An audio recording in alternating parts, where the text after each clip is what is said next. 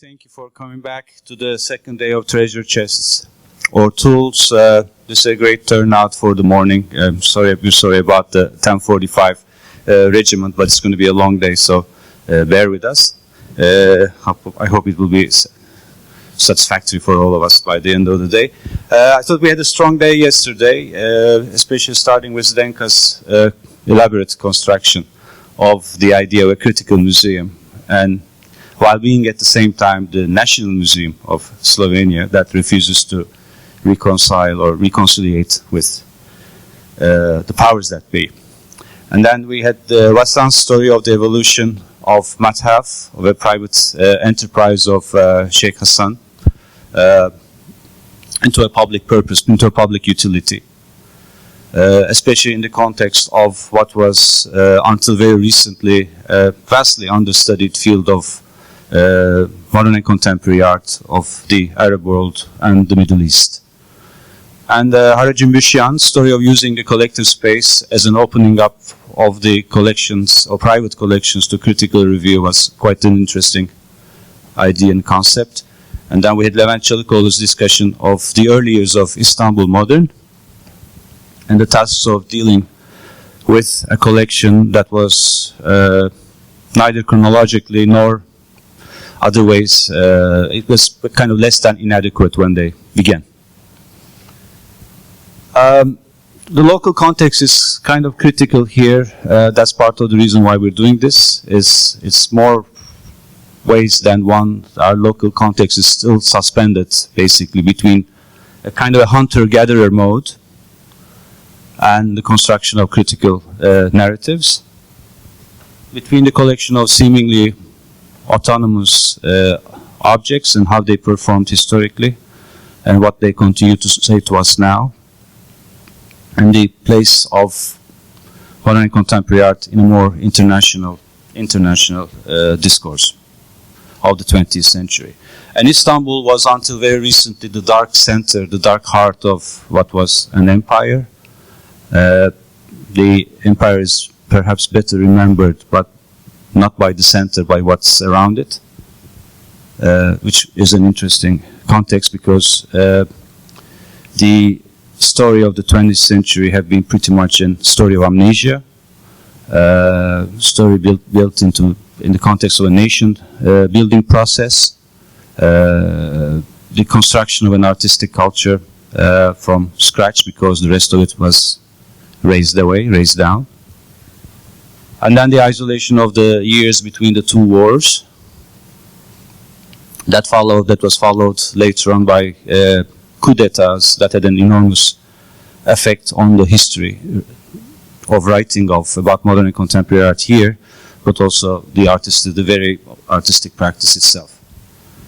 So we can comfortably say that even at this moment in Turkey, this kind of emancipatory potential of the story is as of yet unwritten. So we start with today with Stephen. Stephen, may I get your second name? Thije? I'm very bad with Dutch. Anyway, Stephen comes to us from Van Abbe Museum. He's a research curator working on his PhD on the genealogy of the exhibition curator at the University of Hildesheim. And he recently co-curated Spirits of Internationalism in 2012, an exhibition conceived in the framework of the Internationale, which is a trans-institutional organization comprised of 5 European museums and institutions. And later on, Bartomeu Mari is going to talk about Internationale anyway.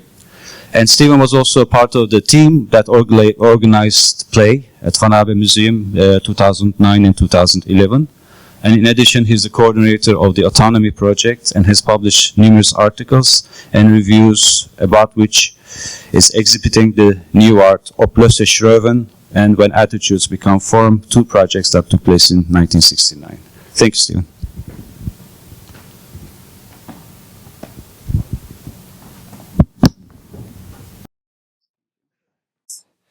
It is there. So, good morning. My name is unpronounceable for all nationalities but one, and it's David and Thije. I already have my short CV handed out to me so beautifully, so I don't have to repeat that. What I want to do in the next 30-45 minutes that I have in this conference is to offer a reflection or a speculation, as the title of the conference said, Histories and Speculations, on curating the collection. This is a kind of a work in progress title, because the text that I will read to sustain an argument surrounding curating the collection kind of meanders around this issue of collection curating, but deals much broader with the issue of presenting and dealing with art in modern times. When preparing for this conference, I was kind of confronted with a question or a dilemma that I was thinking if I should present what we did in the Van Abbe Museum and reflect more on that. I had a text ready for that purpose. That text was about to be published, so in a sense it was already finished. But I thought that within the context of this conference, maybe it's also good to try and not all the time just present what we do within our institutes, but to try and offer an insight in the more kind of broader vision that lies behind these activities. So even if maybe this is a bit unfortunate, if you want to know more about really Play Van Abbe and what we did in the Van Abbe Museum, we published several articles, and of course there's a lot of material on the website. This week, this volume came out, Changing Perspectives, which is about dealing with globalization in presentation and collection of contemporary art, which is edited by Mariska ter Horst. And in that I wrote an article dealing really with Play Van Abbe. It is also a kind of an interesting a volume of text, almost when it came out as an historical document or as a kind of a snapshot of a certain situation, because this volume that deals with globalization and collecting and presenting art is focusing on the Netherlands, and because of that is written by members of Dutch art institutions, and as a result of that is written almost only by white Western authors. So it's a kind of a peculiar document giving us an insight in the also difficulties that we have in the Netherlands in dealing with this issue of art and globalization, or collecting art and globalization. I think that difficulty is certainly not alien to me. I'm really brought up in a I think quite traditional Western art historical narrative, and I'm afraid that also what I will present to you is very much affected by that or informed by that. I realize that this is a limited perspective or a limited view, but it is my reality. It's the way how I've learned and how I've lived to appreciate and understand art, not just as a private enterprise, but also as something that belongs to the community in which I live. So in that sense, this text is also, I want to present it here also as a kind of an attempt to have a dialogue on that if there are certain questions concerning the maybe blind spots that I have in looking at the things that I do in the way that I do. So with these introductory remarks, I will start to read the text and will from time to time step out of it and try to elaborate a little bit more on the things. The images that I have next to the presentation are more illustrations. Then I don't really discuss so many case studies in the text, but they give a view of they kind of relate to the subject that is at hand. I hope also that reading won't be too boring, but I will try to do my best to do it a bit with elegance, if I can try to be that at this early hour after having slept so little hours. Okay. So for some decades now, it has become acceptable practice to embed exhibitions in elaborate theories. This development can be seen as a side effect of a more visible role taken up by curators in the later part of the 20th century. Curators who in the 19th century and early 20th century were more seen as representing a discipline, art history, or an institution, the academy or the museum, became more and more independent practitioners who in their own perspectives who brought in their own perspectives that needed to be specified every time anew. So, with the later 20th century, the personal view of the curator became ever more important. This practice might by now be considered standard, but by no means has the self-evidence of a standard. Parallel to the rise of densely argued curatorial concepts, an equal increase can be found in the critique against this model. The presence of a curatorial concept that is based on a variety of different disciplines, as philosophy, anthropology, sociology, political theory, and many more, continues to infuriate critics, artists, that feel that art is being used merely to illustrate the curator's concepts.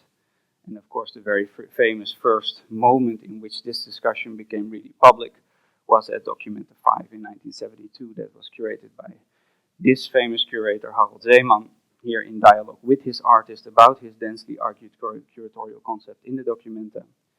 And as is well known, Buren attacked Zeeman for translating the artist or making the artist merely one dab of color on the big exhibition canvas, which as a metaphor still remains one of the more poetically formulated ways to articulate this critique.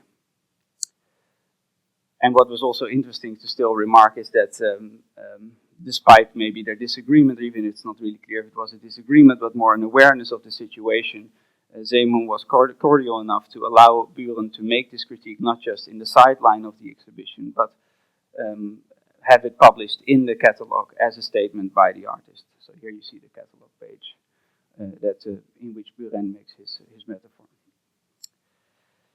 Even if by now there's a quite stretched gray zone where more balanced and nuanced positions are formulated, still the contemporary practice of exhibition making hovers between the two extremes, where on the one side we find the concept, and at the other side still the kind of pure autonomous artwork.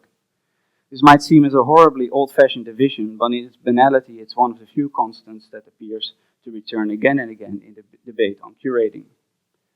Described in a rather simplified way, one can understand the tension as resulting from a rather nasty power struggle on who has the right to speak or the right to decide. Where once upon a time it was the critic or the academic who had the right to speak, and it was the artist who had the right to show, the curator arrived as a horrible hybrid in the middle, both showing and telling, breaking simultaneously the monopoly of the critic and the artist. Many people might admit it out loud, but every time a critic or artist breaks out in rage against the stifling grip of a curatorial concept, one senses an unarticulated subtext that states, "Please let this madness be over. Curators have been there since the beginning of modern art, but never in the center, always in the margin. Is there no way to push them back, to allow things to return to normal?" Explaining this secret desire to overcome curating only in terms of a loss of authority, however, ignores the more legitimate and epistemological, so it is dealing with knowledge or the way in which we understand our form of knowing the world, the epistemological problem that underlies the frustrated debate around curating. The unmediated exchange between artists and critics, which is recalled with certain nostalgia when theoretical curating is discussed. This is a bad sentence. This needs to be edited. But so when this unmediated exchange between artist and critic is recalled, this happens with a certain nostalgia when theoretical curating is discussed and when curatorial concepts are criticized. This exchange the exchange between critics and artists, formalized throughout the 19th century and was, or still is, a rather delicate epistemological exercise with a political implication that is specific to art's functioning in modern society.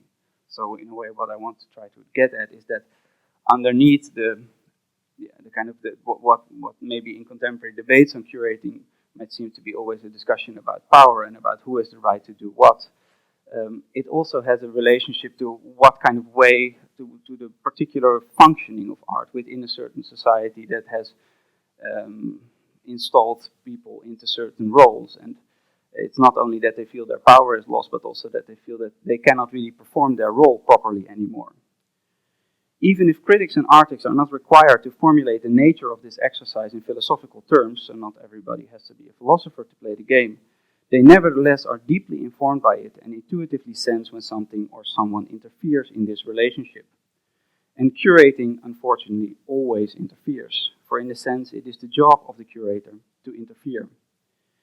If we want to make a step forward in this frustrated debate around the role of the curator and the curatorial concept, one needs to describe first what is the exact nature of this epistemological exercise, what is the political significance performed by the artist, critic, and curator, and three, what does this mean for curating and the role of curatorial concepts today. So this is kind of my three-step rocket that I want to take you through in this presentation. And so in a sense it will be quite historical. The interference of the curator in the domain of art is to a certain extent the late after effect from a quite profound switch in the understanding of art, both as an epistemological entity that is vital, so as a switch in the understanding of art as an epistemological entity that is vital to society. The shift occurs roughly at the end of the 18th and the beginning of the 19th century in Western European societies and those closely related to it. It is more commonly known as the shift from pre-modern to modern society, and the French Revolution is the spectacular kickoff, and the philosophy of Kant is the intellectual fuel that kept the engine burning in some sense up till today. In the field of the visual arts, it are innovative artists like Caspar David Friedrich, Philip Otto Runge, John Constable, and Turner, and others who were pioneers in practicing an understanding of art that showed traces of this new epistemology. And it's also not said that first there was the theory and then it was translated into practice. This happened in a very intense dialogue and also not in the agreement of everybody, of course. Central in this new epistemology is a new understanding of experience. So that's also the epistemology of experience, as delivering an independent contribution to the knowing of the world. Where Descartes, for instance, still proclaimed that seeing was nothing more than an imprecise form of thinking, and so constructing a kind of homogeneous space in which it was only a matter of degree of difference between what I saw and what I was saying in a mathematical book.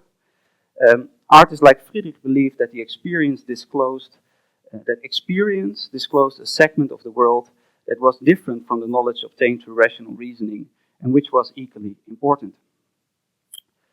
Friedrich even dealt with this epistemological issue directly in his famous painting, Der Mönch am Meer, the monk at the sea, in which a solitary monk is looking at the sea.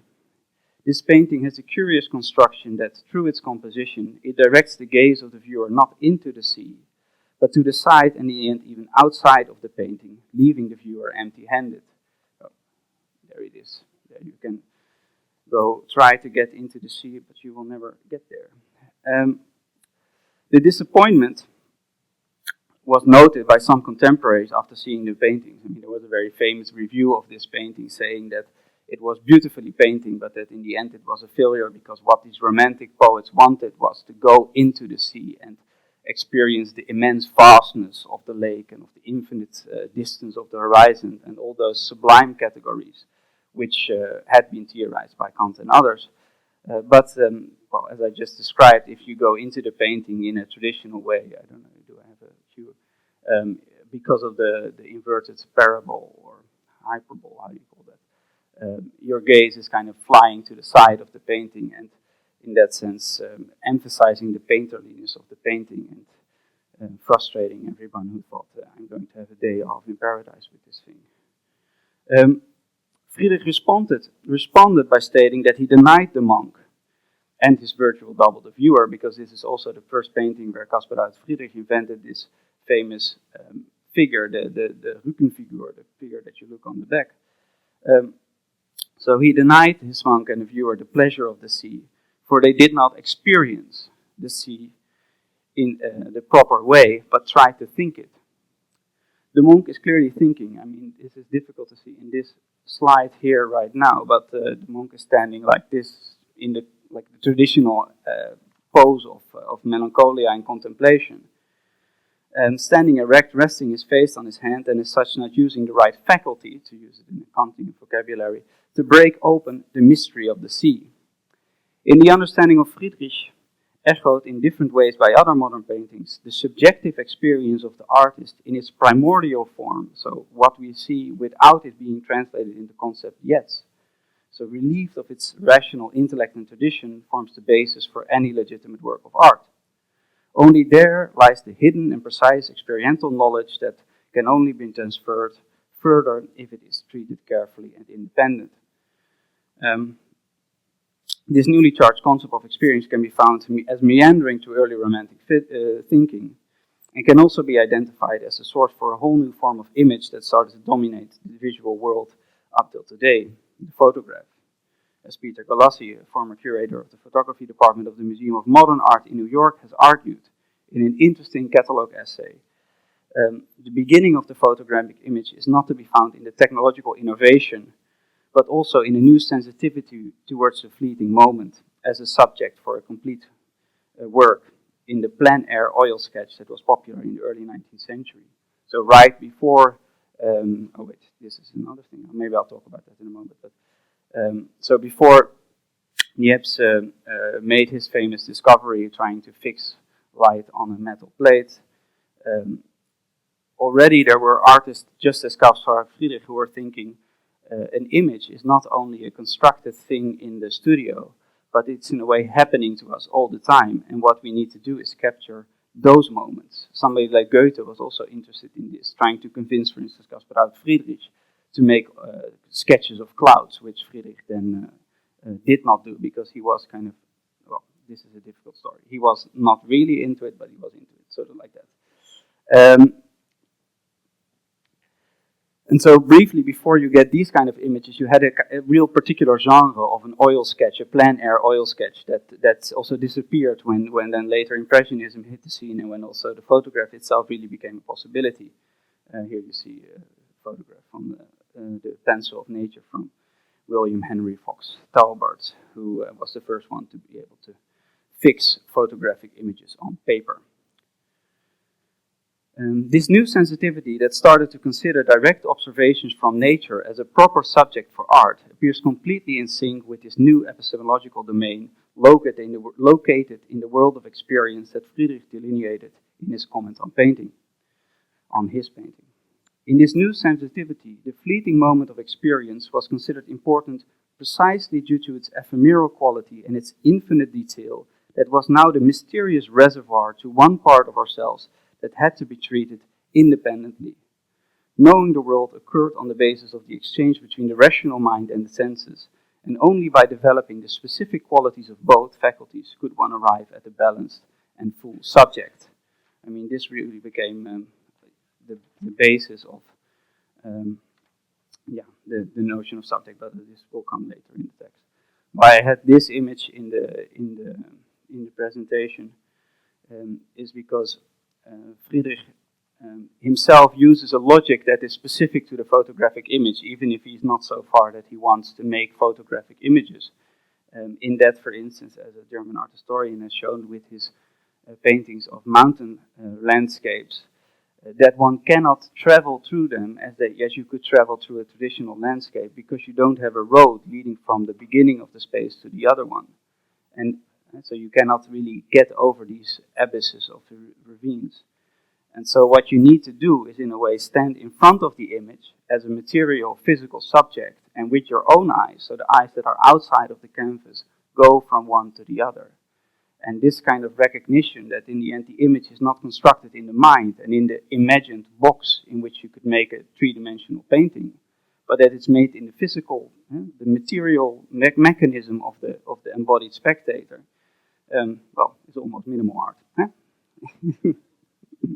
Sometimes you have to get cut corners.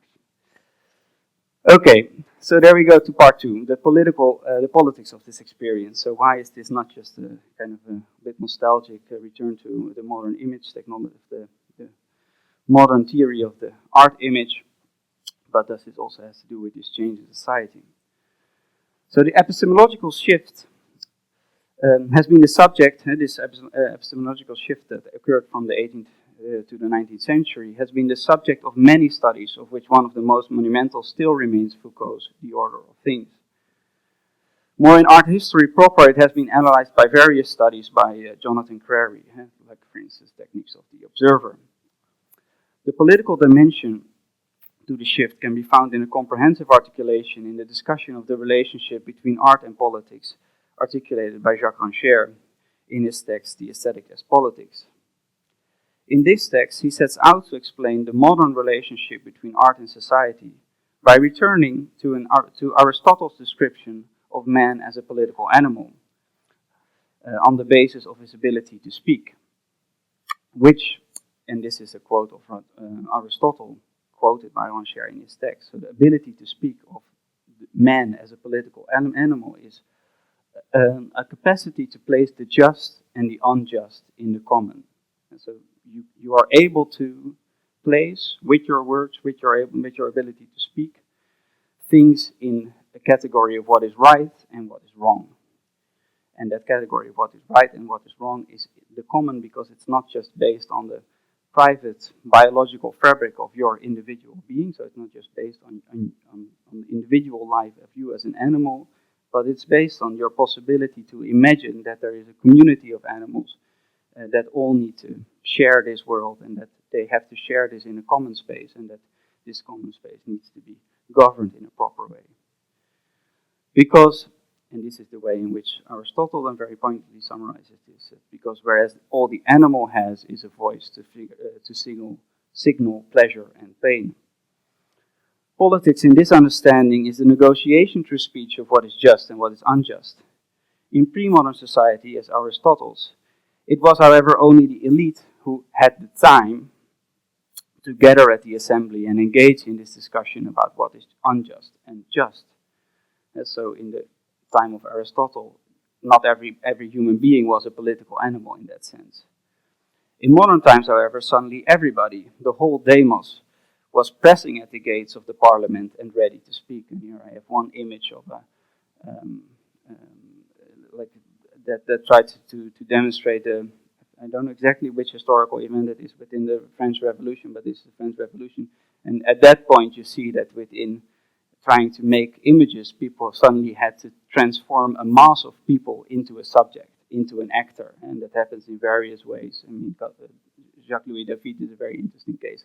But one of the ways to do it was to create a group of people, and in the middle put one symbolic figure that would kind of represent everyone, and they would say, okay, these are one people all operating as one. And they accuse, of course, the corrupt aristocracy sitting here and kick them out of the building. Still something that we all probably want to do from time to time. Politics in this understanding is the negotiation through speech of what is just and what's sorry. In modern times, however, suddenly everybody, the whole demos was pressing at the gates of the parliament and ready to speak. In modern times, politics is the struggle to gather and make visible or audible to society at large that one's observations, feelings, or thoughts are pertaining to the common. And so politics is the moment when you say, this is not just pain or pleasure that I'm talking about, but this is dealing with what is just and what is unjust. So in the formulation of Rancière, he says, politics occurs when those who have no time take the time necessary to front up as inhabitants of a common space and demonstrate that their mouths really do emit speech capable of making pronouncements on the common, which cannot be reduced to voices signaling pain. The consequence of this is that what is first understood as merely a subjective statement concerning one's own well-being, pain and pleasure, is now the seed, the virtual source that bears the possibility to evolve into speech that says something about what's right and what is wrong. To facilitate this process of discriminating discriminating which enunciation is what, so which one is pain and which one is pleasure, society requires a different practice to identify different statements made about the common sphere and the sensations on which they are based.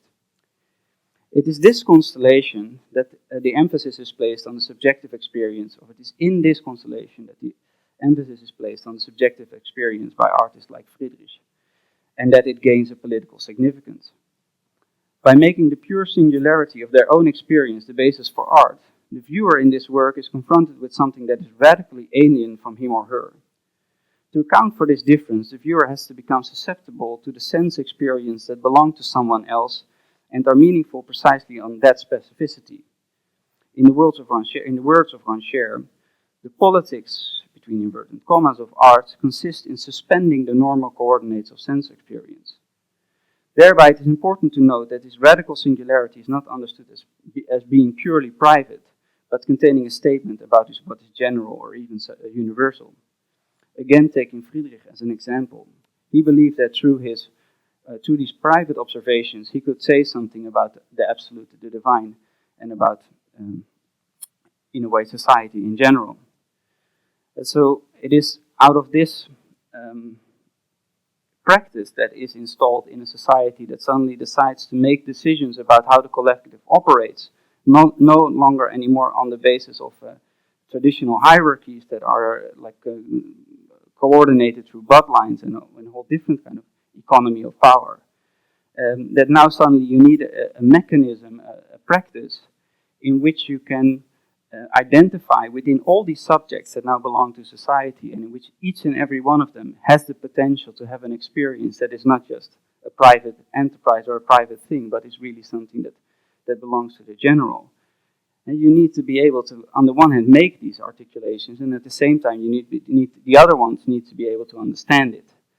And so in this kind of new economy of decision-making, economy of power, this singularity of the artist's experience is a very vital playground, because it's a space, a kind of a social space where people are invited to enter with the pre-knowledge that what they will see is comprehensible on the basis of the individuality of somebody else, who they are not.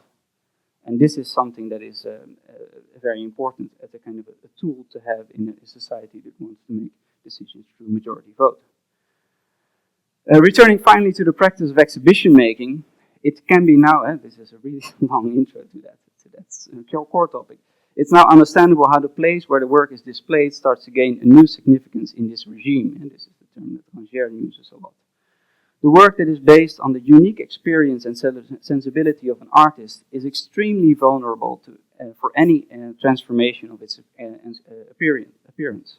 And so it becomes extremely fragile. How it is shown will affect its form and, as a result, its content. This has always been the case to a certain degree, but never as fundamental as in modern times, where a change in the appearance meant almost the destruction of the work.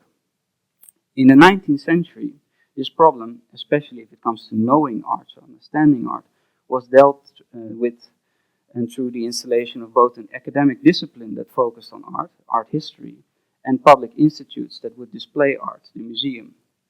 With the help of these two artificial elements, it was possible to create, as it were, a neutral platform on which art could be presented and in which this singularity could be contained. Something that in the 20th century developed into the infamous common exhibition model of the white cube, in which, through eliminating any art alien elements, an attempt was made to create a space for the artwork and the artwork alone. In the end, the white walls of the museums were the last point where the anonymity of the institution tried to secure a safe environment for the pure subjectivity of the artwork.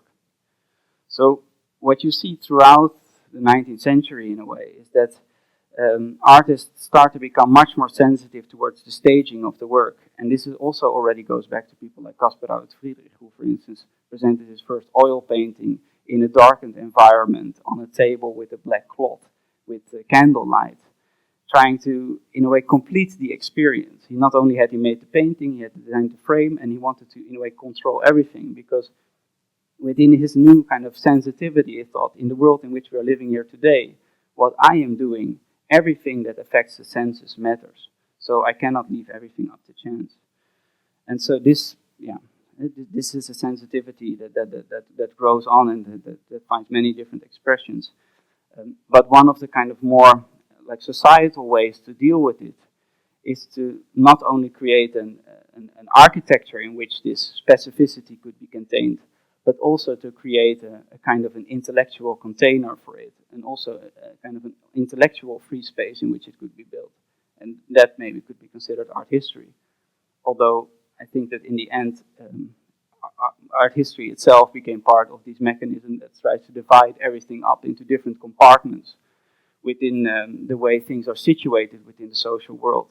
And in that sense, kind of offered this specificity to society, but only for a godlike subject who never really was a real subject living in the times. Because it was only if you were sort of the eye in the sky that you could see that in the entire kind of carpet of different enterprises that together form modern society, that you could see, yeah, we are also caring for subject experience because we have this beautiful white cell there, some very hidden in the middle. But then it becomes more isolated and separated. And this, of course, has been a lot of the discourse and the critique and the struggle that we had with this museum space, art history in the White Cube. So, going towards my last part of my, I think, am I still, yeah?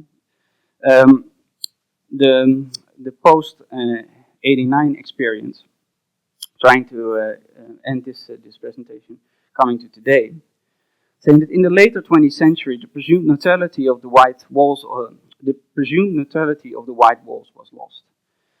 lost its innocence and transformed from the invisible background to the normative framework that encapsulated the work of art. The becoming visible of the curator coincided with this becoming visible of the frame and what was brought forth in the wake of the general suspicion, and this was brought forth in the wake of a general suspicion against what was presumed objective by the critical generation of postmodern, postcolonial, and post-structuralist thinkers. One might find it paradoxical that the curator as an author enters the stage at the exact same moment that Roland Barthes proclaims the death of the author, but it's one of the most logical consequences, where the creative author as a unique, coherent, and inspired genius was unveiled as a social construction by Barthes and many others, that was much more produced by the reader as by the writer. The neutral and invisible figure of the curator as the mere administrator of art history became recognized as the historically specific and arbitrary.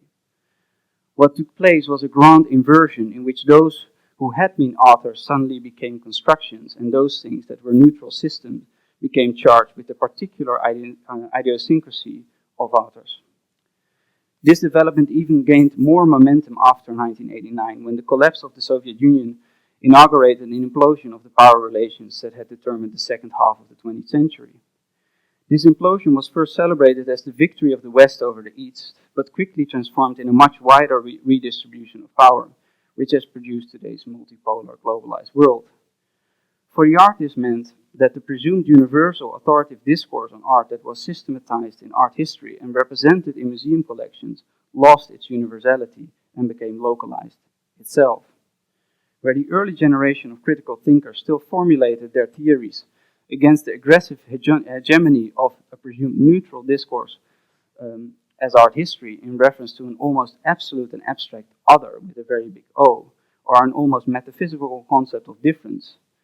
There, in the post-1989 world, this other got a face, or better, thousands of faces, located in all the communities that now started to produce hybrids made of traces of Western traditions of art and their own. So, and I'm also thinking, for instance, of the beautiful metaphor of Aubrey Weiser, where he says that suddenly in the 20th century, it was as though individuals who were living in society as ghosts suddenly became visible, and that suddenly the migrant community lost their quality as specters, but became real people to be recognized.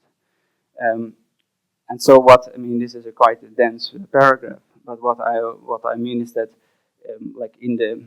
still during the Cold War, there was already a start of a discourse that articulated an aggression against the idea that there was something as a neutral space in which we could contain that specific experience of the artwork. But because it was a neutral space, also the specificity of this experience was a kind of a universal and utopian, and in the words of Clement Greenberg, pure subjectivity. That in that sense was not so subjective at all, and it was kind of in the first round, if you describe it as a kind of a boxing match, it was becoming aware of this situation, But when suddenly also the real political reality in which this situation had existed changes with the post-89 situation, it required a more complicated response because now it was not anymore a kind of almost monumental battle of the one side against the other, but it suddenly becomes a one perspective in a polarity of positions. If you're defending the other and the other cannot speak, then it's very easy, or you feel very good about it. But if suddenly you yourself become the other because the other one gets a face and becomes a subject and starts to exercise power, then you start to scratch your head and think, okay, what is the new possibilities that I have?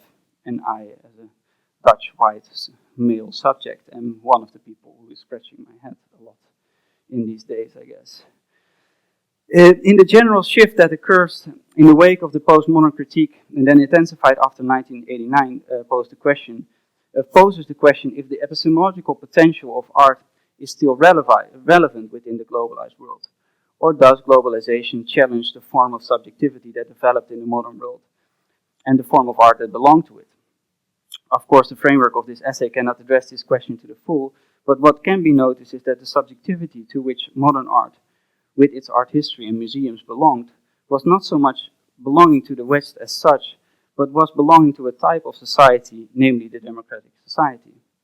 The political function that an art based on experience has within this type of society derived from the will to make political decisions through votes or consensus, and as such demanded constructive forms of exchange experiences and ideas. I mean, this is what I already said earlier. Therefore, even if the universal foundation for the statement made in that discourse have become relative and localized to the distinct communities, this doesn't mean that the function that art has within these types of societies fundamentally changed. Nor does it mean that other societies that maybe, historically speaking, do not belong to the West, or what we call the West, can also still use this kind of political technology of art to help build a society based on a practice that tries to make collective decisions through majority votes.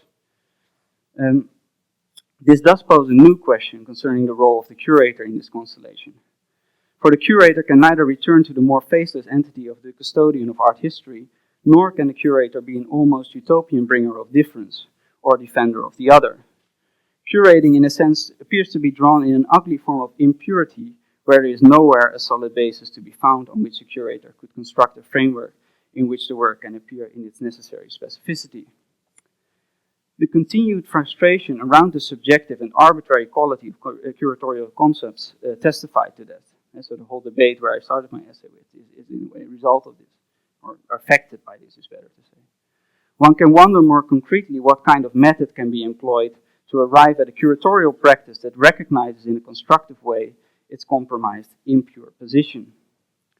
At this particular junction, so today, it is improper to suggest in too hard terms an answer to this question, and it's better to mark explicitly that one can only speculate.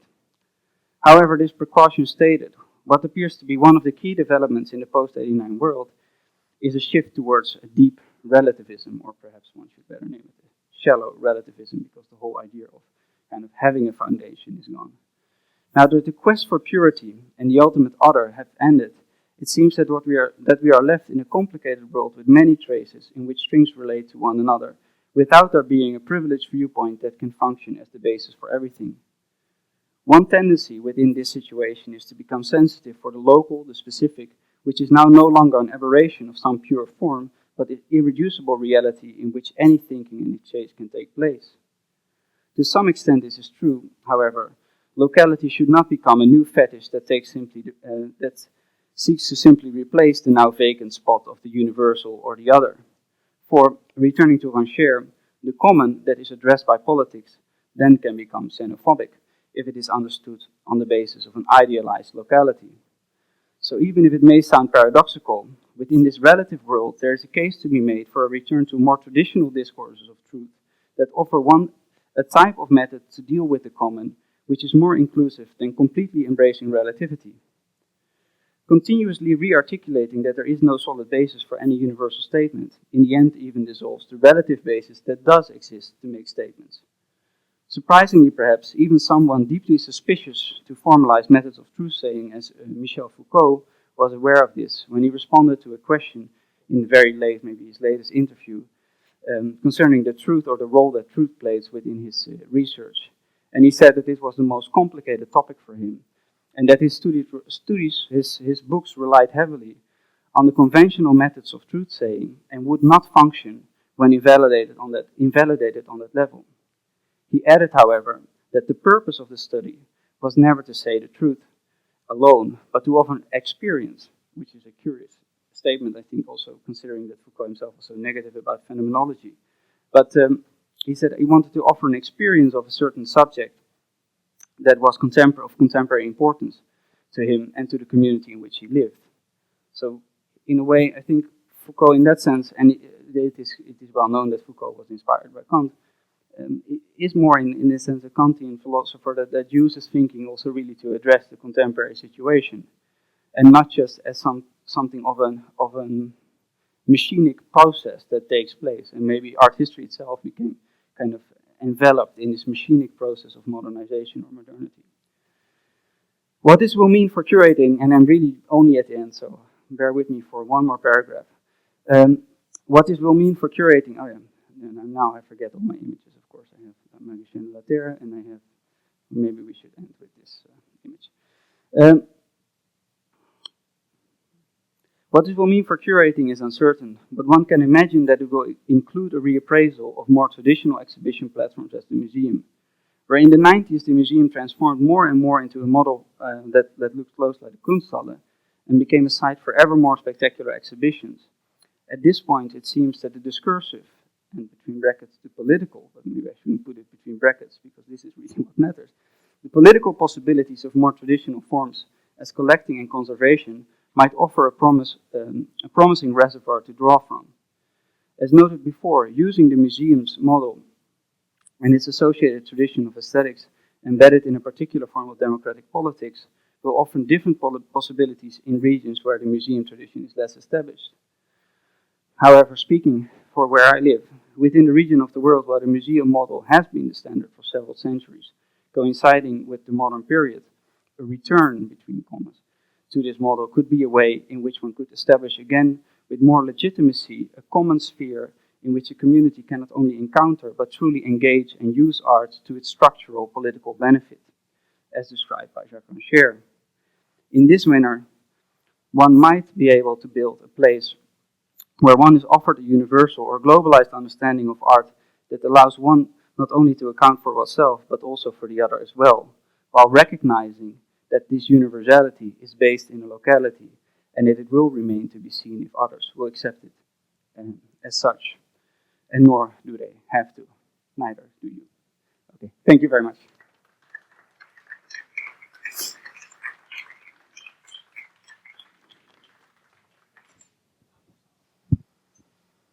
Stephen, thank you. We have a few minutes before we go into recess. I'd just like to ask you something about not what you said, but what you have not said actually about the post-89 situation and the relativism that you declare, and how does that tie into collection building or making collections this moment, since it's that very curatorial generation and power that is pretty much settled into institutions right now at the moment, not at their moment of origin or inception when they were arresting a certain truth. Yeah. Whereas, but the old style of collection building goes on in terms of indexing, categorizing, all of that. And how do you reconcile these two things now? Yeah. Well, I think one of the things that I try to put as a proposition or something to debate is that it is my sense that the way in which we construct our certain critical perspective on the world through artistic, with artistic practice, through artistic practice, has often a tendency to become a kind of an island of sensitivities. And what I mean with that is that I think maybe both collectors, but also curators and artistic practitioners, maybe even critics at some point, kind of forget that the reason why we do this is because it has a certain value for a political process, even if I know that within the world where I live, it's not very popular to say it like that. And that's so if you are active as either a collector or a curator in such a force field, I mean, this is not a dictum like a law that you have to follow, but at certain points people need to become aware of how does this translate really into the political process. And so, I mean, if you collect out of a private interest in certain artists or certain subject, I mean, there's nothing against that. And if that but maybe this is also not exactly what you mean. Yeah, in my sense, you can collect for many reasons, and you can also curate in different ways. But I think you need to be aware that if you understand this to be a public function, how structurally is this function then articulated? Like, when does the rubber meet the road? I mean, I know that I speak very abstractly and kind of philosophically about this issue, but the concern that I have primarily is that even if maybe the topics that we want to address are right, maybe societal, like if you look at how we are embedded within societies, we might be in the wrong places at certain moments. And that's, that if you try to take that consideration into your practice, then I hope that you can deal with this kind of issues. Maybe it's not really the answer, but no, it does. But if you are you talking about contemporary collecting, or are you also speaking about historicizing the collecting? Let's say that this. Well, just approach from like a singularity of artistic experience and where you stand today as you speak. Yeah. Well, like I try to make a quite unpopular claim to return to art history in the end of the essay, in a sense, but not so much as the old-fashioned model in that we need to kind of build knowledge on styles and movements again, but that art history, and maybe we need to kind of develop another form of art history to address that need better, but is one of the ways in which the discourse's art is not just an idiosyncratic enterprise, it's not only a private enterprise, but is really situated within society. And then, of course, the risk always is within this situation that historicization just produces valuable objects. That you produce only, like the treasure chest that you have, like is it the treasure chest of valuable objects for which we have a beautiful story that says, well, this was a unique event and it occurred and you are the only one to see it, and that's fantastic. Or can you find a way in which also collectors take it as part of their identity, like part of their motivation for collecting, to say, no, I do this because as a subject I'm divided between my private interest and in my public interest. And the historical subject of what I address needs also have a relevance for the public. That you have an interesting point in Walter Benjamin's essay on the collector, where he says that what he finds so attractive in Eduard Fuchs, who he's studying as a collector, is that he was impervious to what he calls the sign of the master. So he didn't care about if it's a masterpiece or not, or if it's about master name. He was interested in historical phenomena and was collecting that, like manically. And as a theorist, if you read Benjamin, he wasn't that interested. But as a collector, he was a powerful individual. So I'm aware that making an argument for historicization is dangerous. But we need to have some place where we can have a practice in which the meaning of art can become common. And art history has been that. And I think we should figure out how we can give that a proper space again. I hope that this answers your question. Any questions from the floor. I think this was a great way to start the morning and frame the discussion of the day. Thanks, Stephen. Great, thank you. We're going to have recess for 10 minutes and then go back.